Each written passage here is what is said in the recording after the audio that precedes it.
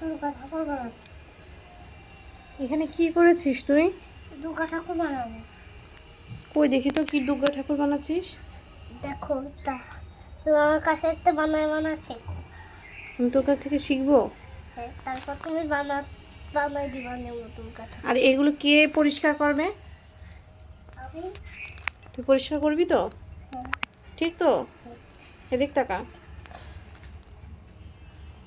দুর্গা ঠাকুর বানিয়ে কি হবে?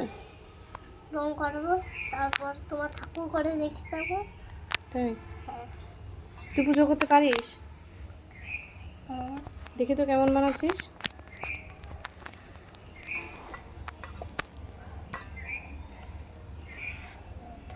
কার কাছ থেকে শিখেছিস এটা? তো আমার শ্বশুর বাড়িতে থেকে শিখেছি। শ্বশুর বাড়ির থেকে? হ্যাঁ। তোর শ্বশুর বাড়ি কোথায়? বাপের বাড়ি, বাপের বাড়ির পিছনে আমার। না, মামুর কাছ থেকে শিখেছিস? মামুর কাছে তা বললে কেন?